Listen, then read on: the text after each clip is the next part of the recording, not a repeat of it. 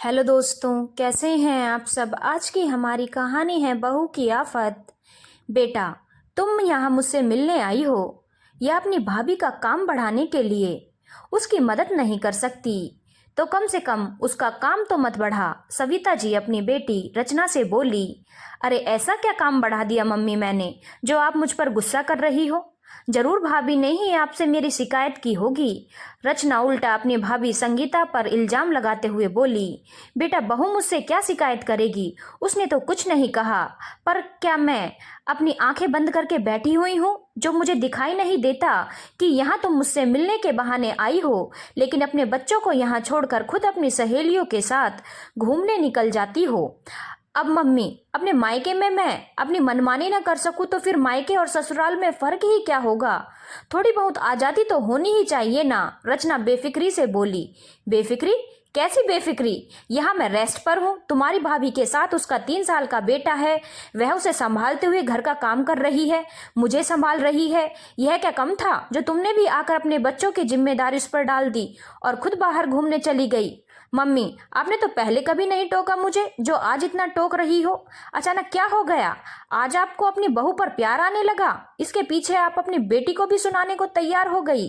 रचना बिगड़ते हुए बोली। यही तो सबसे बड़ी गलती की मैंने कि हर बार मैंने तेरा साथ दिया। हमेशा तेरी वजह से संगीता को ही डांट लगा देती हूँ, पर अब तो दिख रहा है मुझे कि सेवा तो बहू ही कर रही है। बेटी को तो कोई लेना देना ही नहीं है। अपनी बीमार माँ से मिलने आई है, लेकिन मिलना तो दूर की बात घर में टिक ही नहीं रही है। मम्मी, मिलने आई हूं तो मिल तो लिया और देख भी लिया, अब क्या हमेशा तुम्हारे पास ही बैठी रहूं? अरे तू तो मेरे पास नहीं बैठ सकती तो कम से कम बहू की काम में मदद तो कर सकती है। इतना तो समझ तुझ में होनी भी चाहिए। क्या बचपन में मैं तेरे साथ नहीं बैठती थी? बस मम्मी, ससुराल में भी काम करो और यहाँ मायके में भी आकर काम करो। कहीं तो थोड़ी आजादी होनी चाहिए। तुम्हारी बहू को काम करते जोर आता है क्या? एक तो तुम्हारी बहू की लापरवाही ने मेरे बेटे का सिर फोड़ दिया, ऊपर से आप मुझे सुना रही हो। इस घर की काम की जिम्मेदारी उसकी है, मेरी नहीं। हाँ, उसकी जिम्मेदारी है और वह अपनी जिम्मेदारी बखूबी निभा रही है, पर ऐसे लोगों का घर में स्वागत नहीं जो उल्टा उसका काम बढ़ाने के लिए आ रहे हैं। मुझसे मिलने आई थी ना, मिल चुकी ना, देख भी लिया ना। अब जा तेरे ससुराल, क्यों बैठी है यहाँ पर? सविता जी ने रचना को लताड़ते हुए कहा। सविता जी की बात सुनकर रचना ज्यादा चिढ़ गई और चिल्लाते हुए बोली। हाँ हाँ, जा रही हूँ, मुझे भी नहीं रहना यहाँ पर जहाँ बहू को बेटी से ऊपर माना जाता है। वैसे भी यहाँ आकर आफत ही मोल ली। मैं अब ससुराल जाकर क्या जवाब दूंगी कि बेटे का सिर कैसे फूटा? अरे जवाब क्या देना है, सीधा सीधा बोल देना कि आपस में ही लड़ पड़े थे और सर फोड़ लिया। हाँ, आप तो चाहती यही हो कि मुझे डांट पड़े। मुझे तो बिल्कुल भी नहीं रुकना यहाँ पर। कहती हुई रचना कमरे में अपना सामान लेने चली गई। वहीं संगीता एक तरफ सर झुकाए खड़ी थी। उसे देखकर सविता जी ने कहा, अब तू यहाँ क्या मुंह नीचे करके खड़ी हुई है? जा जाकर अपना काम कर। इसका तो नाटक यूं ही चलता रहेगा। अभी तो नकते हुए जा रही है, अपने आप आ जाएगी 2-4 दिन में। सविता जी की बात सुनकर संगीता चुपचाप अपना काम करने चली गई। यह पहली बार था कि सविता जी ने संगीता का साथ दिया था, नहीं तो हर बार अपनी बेटी के पीछे संगीता को ही लताड़ देती थी। अभी पिछले महीने रचना जब यहाँ आई थी तब भी अपने दोनों बच्चों को संगीता के पास छोड़कर अपनी सहेलियों के साथ मूवी देखने चली गई थी। इधर सविता जी भी मदद करने की जगह पड़ोस में सत्संग में चली गई थी। जब संगीता रसोई में खाना बना रही थी तो तीनों बच्चे आपस में ही लड़ पड़े और रचना के बेटे ने संगीता के बेटे गोलू को धक्का दे दिया, जिससे गोलू के सर पर चोट आ गई। वह तो इस समय पापा जी घर पर आ गए जो गोलू को लेकर फटाफट डॉक्टर के पास दौड़े। लेकिन जब सविता जी घर पर आई तो उन्होंने संगीता को ही डांटना शुरू कर दिया। अरे क्या जरूरत थी बच्चों को अकेला छोड़कर खाना बनाने की? बच्चे तक तो संभलते नहीं तुमसे, घर तो क्या ही संभालोगी?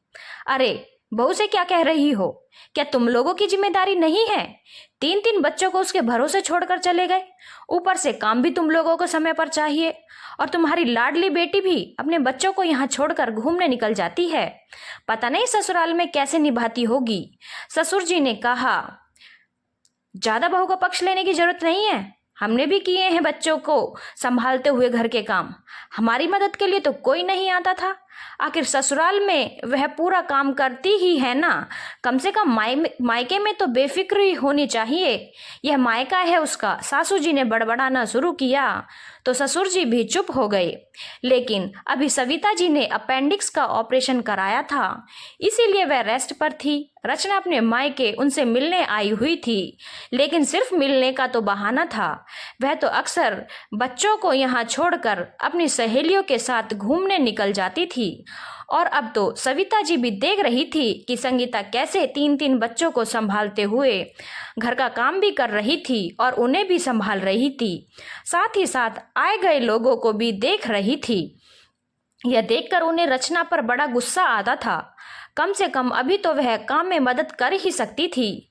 आज भी रचना बाजार गई हुई थी। पीछे रचना के दोनों बच्चे आपस में लड़ पड़े। संगीता के संभालते हुए भी रचना के बड़े बेटे ने अपने छोटे भाई को धक्का दे दिया। इस कारण उसके सर पर लगी और सर पर सूजन आ गई। जब रचना घर आई तो उसने संगीता पर चिल्लाना शुरू कर दिया, भाभी यह क्या कर दिया आपने?